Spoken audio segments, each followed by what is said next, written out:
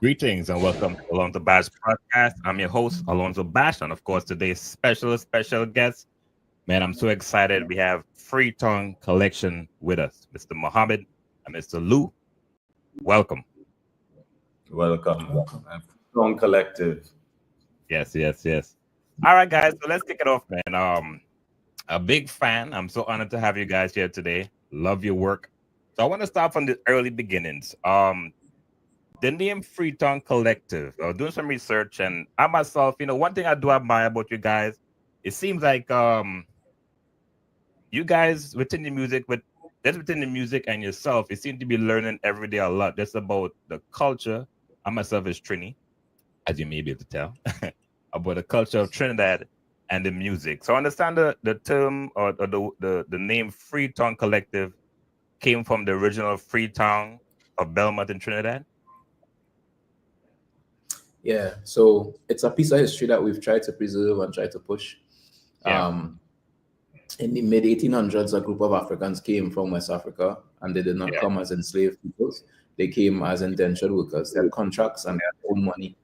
They bought a very large piece of land, and they named it Freetown. So where we know to be Belmont today and environs was Freetown. And they would find enslaved peoples and buy them. By their freedom, they would come and they would work and pay them back and keep that cycle going. When on the French, the name was changed a month and the history was kind of lost. When we found out what it was, we as though there had to be a revival. So that revival comes through us. The ideas that they would have had at that time of freeing people who were enslaved, we still think that there are a lot of enslaved people in this time here that need to be freed. So that's what we have. Yeah, I found that to be very interesting, man. Myself, like I said, never knew that backstory, and when I read that, it definitely made some sense. How you guys met officially? Originally, I'm from Tobago. Yeah, and Pembroke, I right? came down to Trinidad. You from Pembroke? Am I correct? Indeed, correct. Yeah, Yes, man. I'm from. All right, go ahead. I'm from Pembroke, Tobago, but I came down to Trinidad to go to university, and I always had interest in music, and I didn't know how to access the music industry or the culture at that point in time, but I knew I could write. I was an ardent listener of hip hop. I used to really study hip hop music just because of the lyrical content and the effort that most lyricists put in. So without any access to recording equipment, studios, I decided to try to convert songs that I had in my head in spoken word format. My brother told me of an open at a place called Sky Bar on the Avenue, and when I went, I saw Muhammad. It was a life-changing event because I'd never heard anybody locally deliver poetry in that way. I think that was the time that we met each other first. Okay, nice. I myself grew up in Tobago as well, the Golden Lane area. That's where my mom's side of family is from. Yeah, so. Mohammed, so how you got into this poetry thing, man? I read that you were a big time poet in UE grounds and stuff like that. How you got into poetry? I've always been a writer. My mother used to encourage me because I think I was so interested in reading from a very young age. My grandfather used to subscribe to National Geographic for me before I could read, and I would have started reading National Geographic and that kind of stuff. And I had teachers who really helped me along the way to become, for my literacy level to be way above where it was for my age. People kept pushing me, and through reading other people's expressions, I decided to try to express myself and write stories and poems and that kind of stuff. And my mom had a book, like several books actually, that I used to write in. She gave them to me a couple of years ago. And so I was always writing. And then probably in like 2003, 2004, I met these two women, Dara and Jerry and Corinne Brown. Yes. And they had a mic called the Speakeasy. Okay. And they invited me to come to Speakeasy, and it really is kind of just history. From there, I realized that I had found something that I was really good at, and I enjoyed like nothing I had ever enjoyed before. You come up and you try all kinds of things. You want to play football, you want to do this, you want to do that, and I never really fit anywhere. Yeah. And then I discovered this thing that I was really good at, and I stuck with it. I stuck with it. Yeah. That's how I found. Well, it found me. Found you. Yeah. All right. I like to get into the backstory of people that I interview. So one of the things, we'll start with Muhammad. So you grew up in well, you were born in and correct me if I'm wrong, you were born in the Belmont area, but you also grew up at the Jamaica Muslim compound there in Mucurapo? Yeah, I was born in Caranage. Upper schools. And from there we moved to the mosque in Mucurapo. So my father was the head of security at the mosque at that time. Okay. And we lived on the compound right up until the coup happened in 1990. Yes. Wow. What was that experience like as a young man? Because that culture is very disciplined, very structured. What was that experience like growing up as a young man? Well, I wasn't a young man. I was a boy. I was only 6 years old, 5, 6 when the coup happened. So I was a child. As a child, is all I knew. I didn't understand the difference between that life and any other life until I came out into the world and I met people who had different ideologies, people who were extremely indisciplined, different things. Because you're right, it was a militant upbringing. Yes. And we were raised to see the world in a very specific type of way. When I listen to stories of people who were raised in the Black Panther Party and people who were raised by certain types of militant backgrounds, I understand because it's how I was raised as well. To view the world in a very specific way and to understand how things work. And so for me, when I look at the way the world is now, when I examine my childhood, I think it was a real beautiful thing to be able to grow up in a space like that, because what it would have taught me and instilled in me on a fundamental level, it would be a very unique experience in terms of human beings. And I'm very, very, very grateful for that early life experience I would have had there. Nice. All right, Lou, so you grew up in Tobago. I mean, some people might call it country boy, which is a good thing, not a bad thing. What it was like growing up in Pembroke in them early years, man? Indeed, I grew up with, I would say, strict religious parents as well. The interesting part of my childhood, similar to Muhammad's, was my parents were very Afrocentric. So my father was involved in his youth in the 1970s Black Power uprising as a part of a community group responsible for distributing paraphernalias, organizing community and village council meetings for the edification of Black people. So he imported those experiences to his parenting of my brother and I as well. He had a voracious library of books written by Black authors for us to read. But he also had a very large collection of vinyl records, Black music, soul music, gospel music. So yes, I was a country boy. Didn't have any television till probably the age of 17. Wow. But my childhood was surrounded by the sound of the sea, because I was living a few minutes away from the beach. The sound of the sea, sound of music, and a lot of books to read. Nice. Wow. That's while I'm talking to you guys, I'm thinking also to myself, I'm like, man, I felt like, not for you, but you guys are, and don't think this the wrong way, but you guys are really meant to be together. And I said that in a musical term, because the rich history and the musical, we could get into all of that. There's the musical,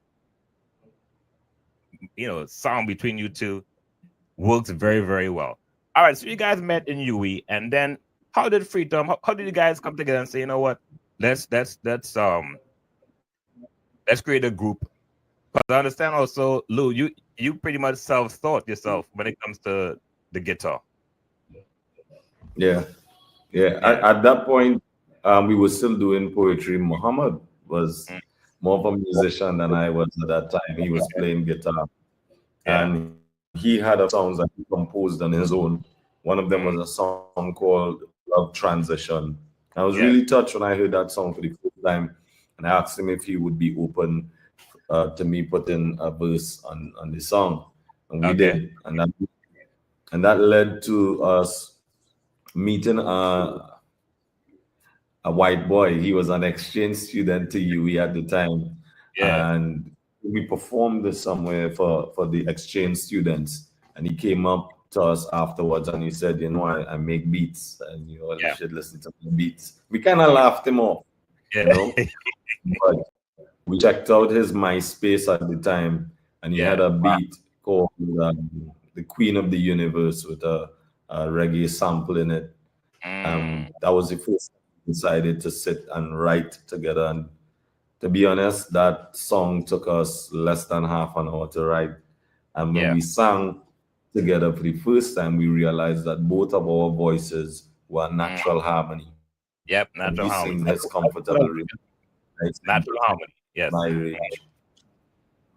Wow. So our collection of poems together and those two songs gave us an opportunity to travel to London for an event called Speaking Of. It was a literary festival, and we were invited to go up. And this was the first time that we were traveling out of the country to perform. For me, it was the first time traveling into the country, period. Oh, really? We come from really, really working class parents who can't afford that or travel. It was only my second time traveling out to the country. Really? Wow. And while we were there, two things happened. At the time, we had another creative partner by the name of Keegan Farage, a founding member of Freetown.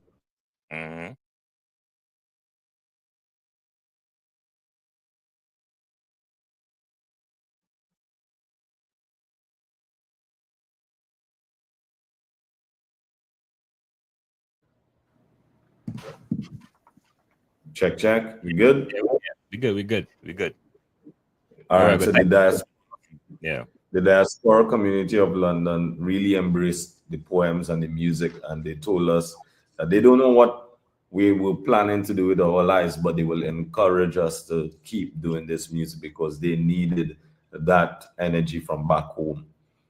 So that's a way of kind of putting us in perspective of what we were able to do creatively and to value it in a certain way.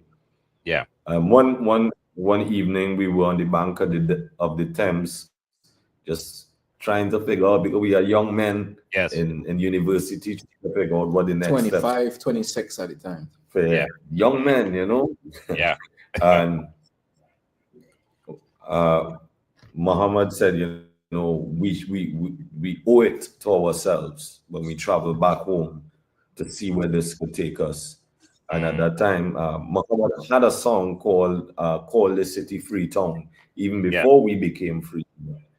So on that afternoon, Keegan suggested that, you know, we should consider using the name Freetown. And he also added the collective at the end of it, because so what could come out of what we did being so much bigger than just the three of us. Yes. But it's actually a five group, 5-member group. And you have Marlene Joseph, Shannon Joseph, Tanisha Williams, and I guess the DJ Jerron Remy as well. So 6 of us. So 6. Yeah, 6. Sorry, including the DJ. All right, so you guys came back went back to Trinidad rather, and at that point, the group officially began, Freetown. Your music, I remember the first time hearing Freetown Collective. Well, I'll be honest, I heard the music first before I figured who the group was. And the song is very refreshing, yet it's you couldn't really put your finger on it. You know it was calypso, but it had a little bit of everything mixed in, you know, like a chutney of sorts. Now I did I did an interview with Isaac Blackman a couple months back, and while we was talking, he was explaining to me Junkanoo music, right? And while we were talking, for some strange reason, Freetown Collective just started flowing in my brain, and I brought it to his attention. I said, you know what? Freetown Collective comes to mind. Would you say they kind of fall into that Jankano realm as well? And it's Jamu. Sorry, my correction. Jamu, yes, Jamu.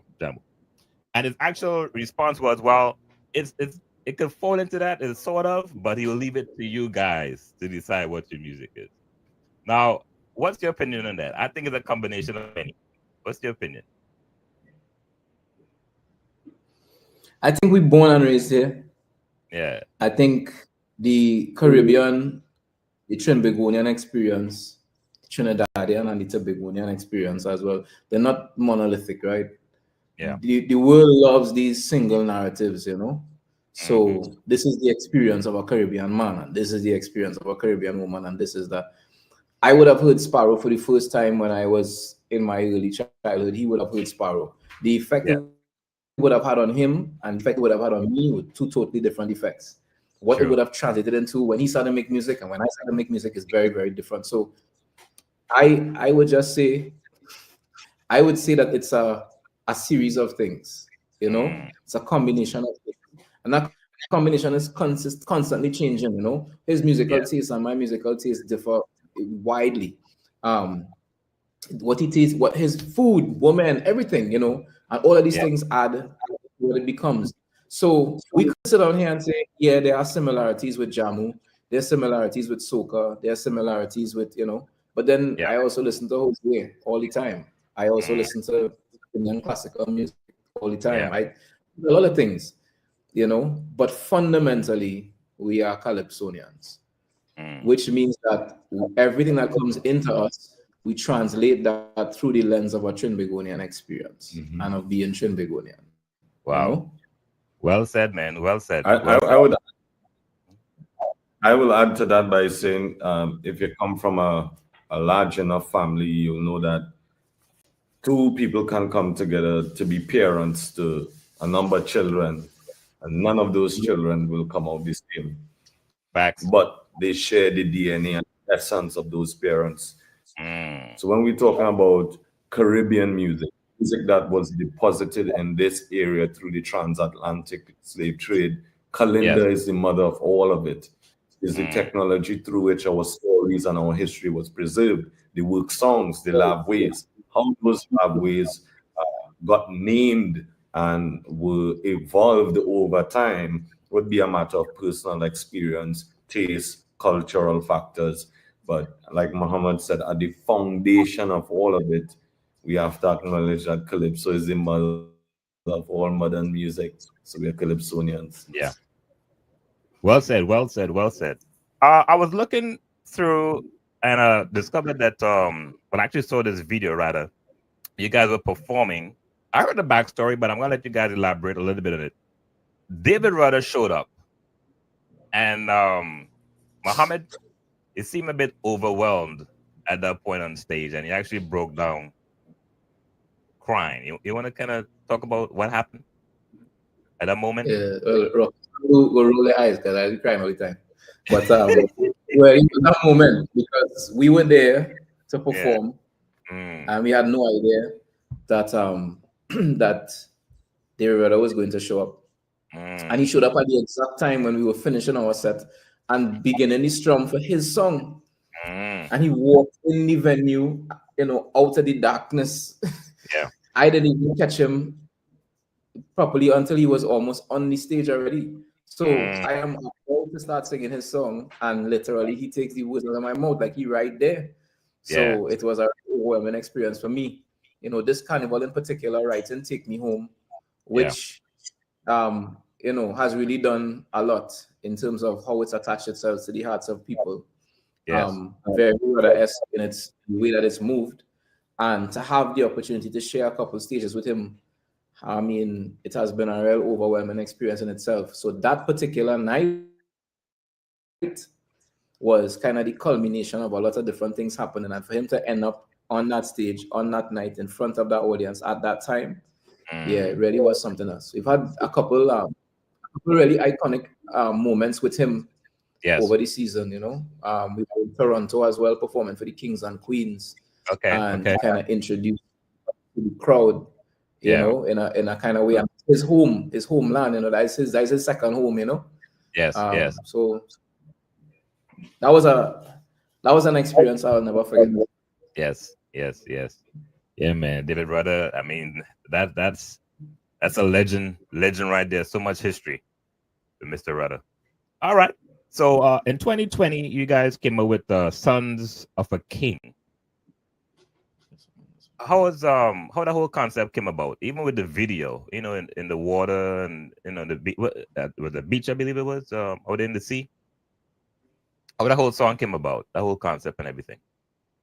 I'm trying to give you the correct year of that, but that was way before 2020. That could 2011. 2011.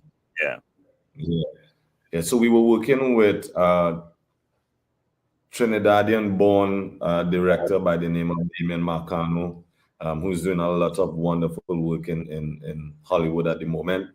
Yes. But him and his wife presented us an opportunity to develop us. We were fresh back from London, had only been to Guyana, and was now trying to make sense of what a musical career could look like.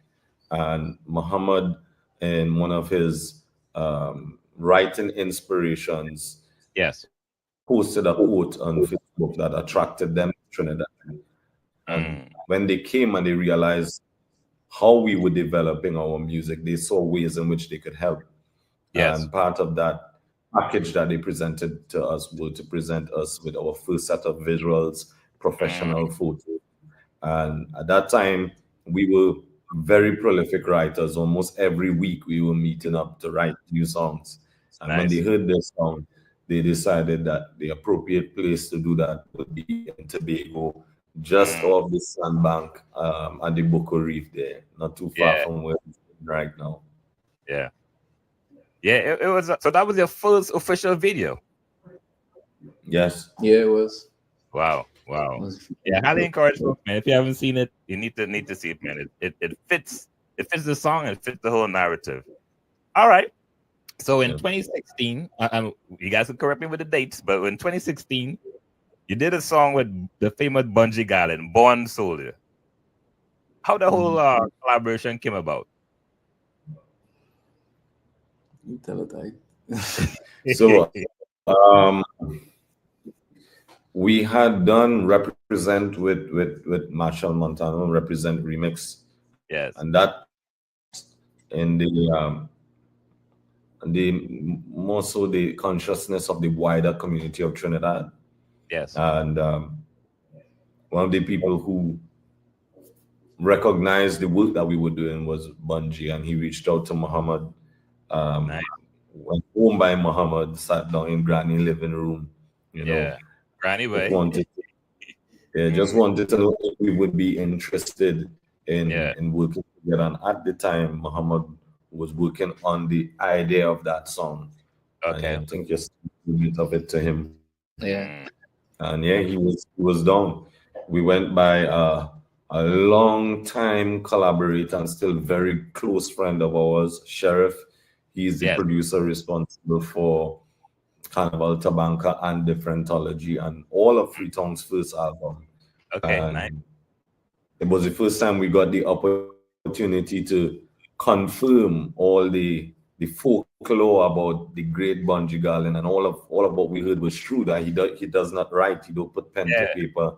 He just sat there in the studio, receive all of the inspiration, and in a couple of minutes had the entire verses in his head.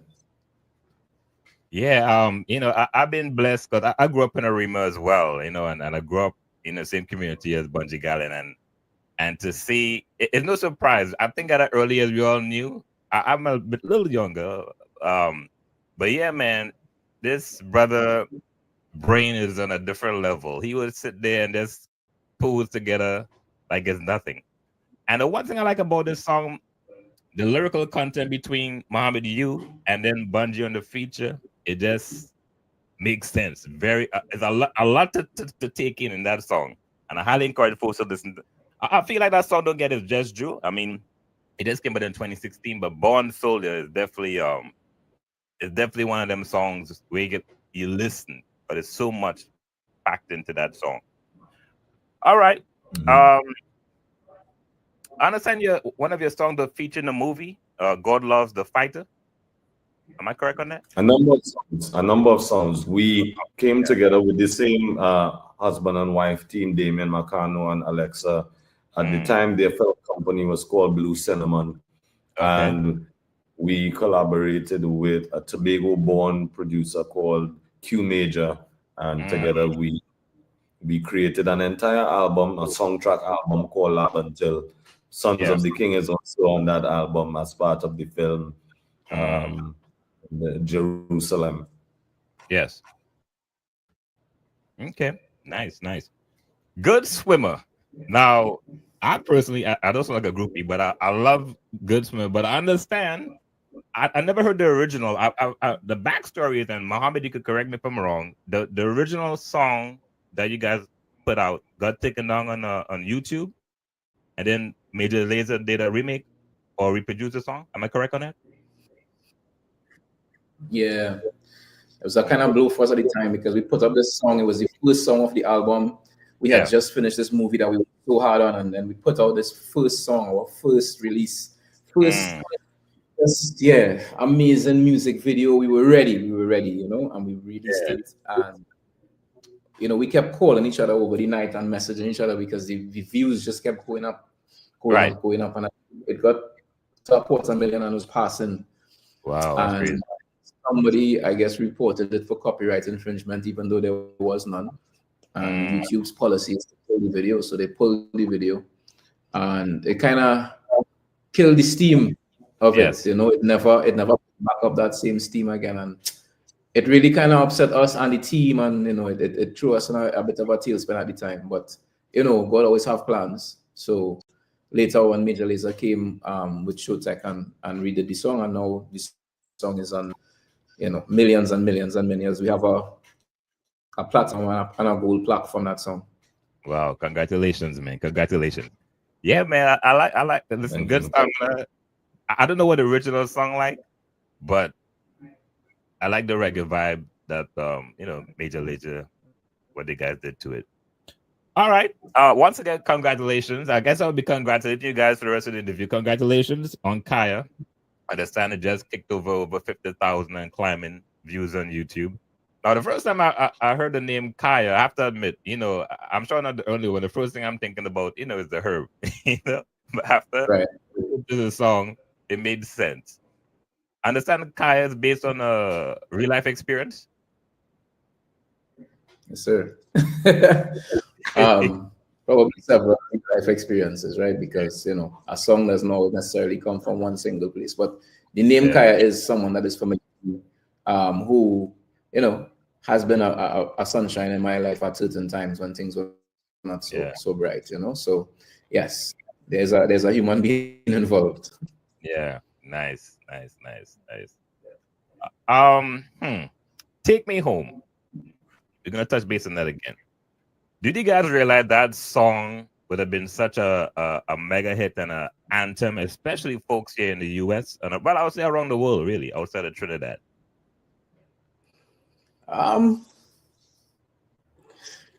When we write songs, because what we do is so different to anything that's out there, we don't really have expectations. We just want to make great music.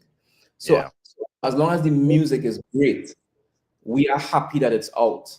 There's no song that we've put out that we are ashamed of. We didn't like this song. We were very confident that it was a great song, that it fit the mold of who we want to be and who we are attempting to become, and that it gave something good to our people. Yes. We know we don't have any control over what songs do or don't do. We don't have exorbitant marketing budget. We don't have, those types of resources. And we're also not trying to fool anybody into thinking something is good when we know it's subpar, right? So we make great music. We put great music outside. Of course, when great music does great, great on top of great, we are overjoyed. So I still think that at this point, we don't really know the impact of the song just yet. We are beginning to feel and understand it. Yes. And we still don't know what that song is going to do. I think that the Caribbean is facing a very difficult time right now. And I think that song has a lot of work to do. I think it came at a very strategic time that we don't understand yet. So the success of the song, did we know that it would be what it is? No, we didn't. But we knew that it was special. Special, yeah.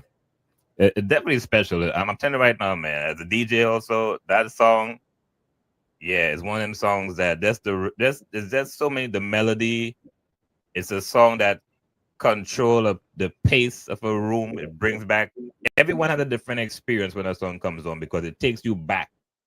You know, and even though if you have, it takes you back to a certain space. All right, so let's talk about Beyond the Machine and Black Gold Grammy consideration. I've noticed of lately a lot of artists be putting out work and you're seeing the Grammy consideration being attached to their projects.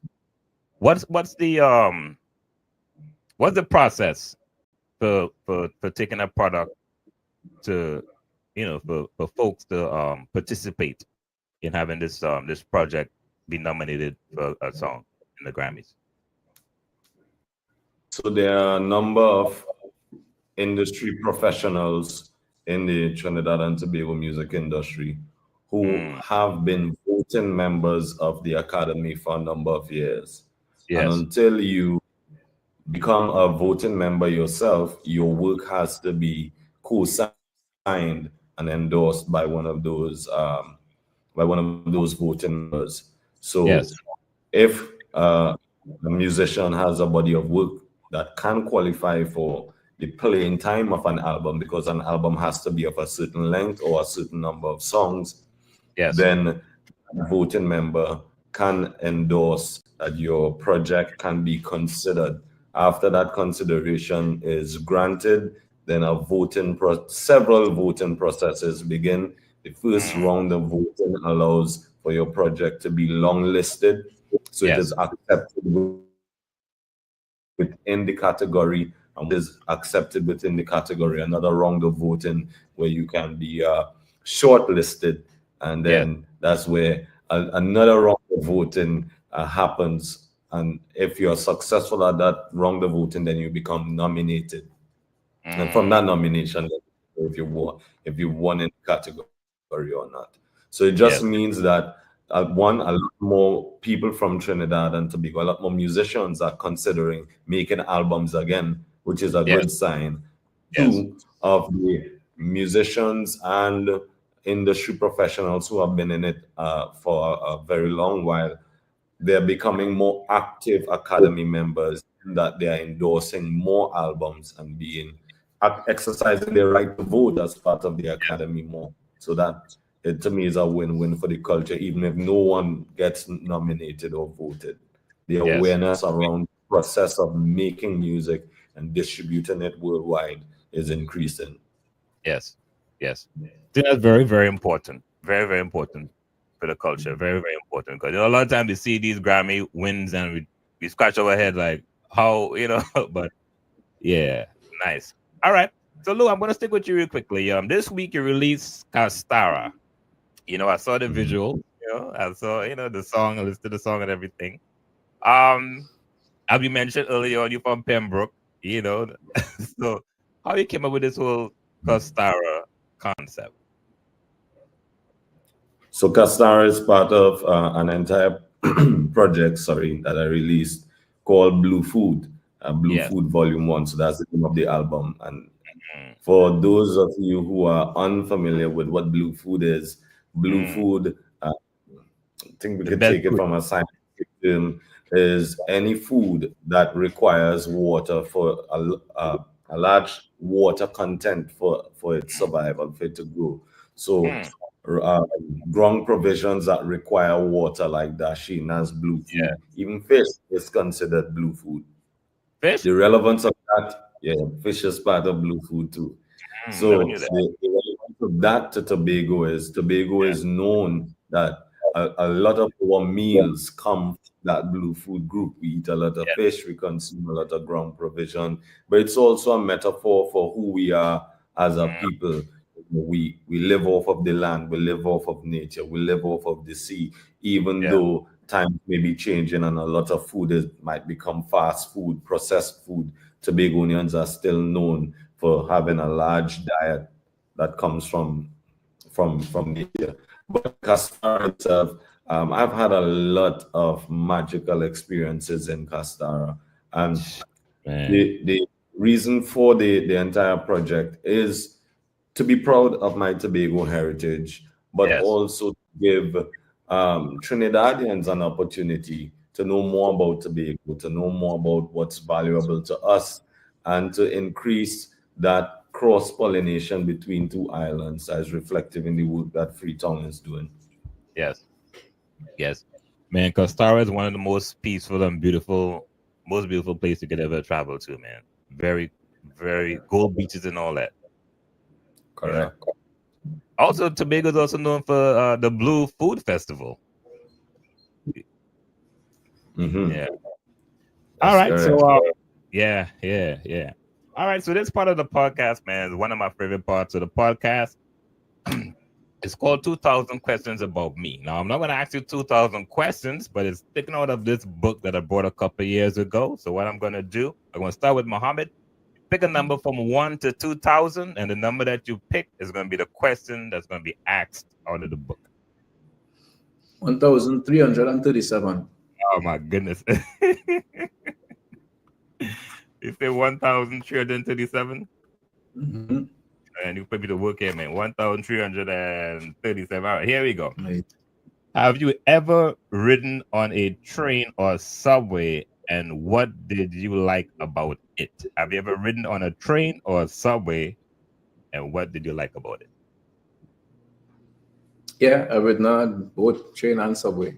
What I like about it, I don't like very much about the subway, to tell you the truth. I don't like being that deep underground and cramped in a metal cage next to so many people. Right? I feel like that is, I'm not really interested in that. But we did take a train when we were in Amsterdam. We were passing by these very, very large fields of tulips. That was one of the most beautiful experiences I've ever had in my life. Like passing by fields that you're on a fast train and those fields are minutes long, 10 minutes of just tulips, yellow, white. That was one of the most beautiful experiences I've ever had. So yeah, that train from Schiphol Airport, from Schiphol Airport to Rotterdam. Yeah. Wow, that sounds nice. So Lou, you next. I'll take 111. 111. 111. I think I passed it. 111.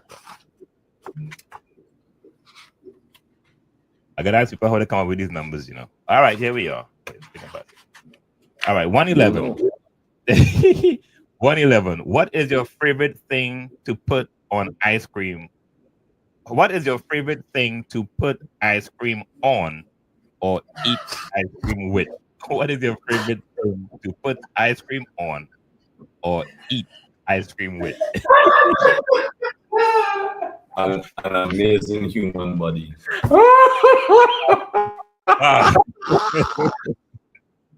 Wow. An amazing female human body. Yeah. Good answer, man. Good answer. Good answer. Hey, also, let me see. Yesterday I got a new release from you guys, Smooth Criminal.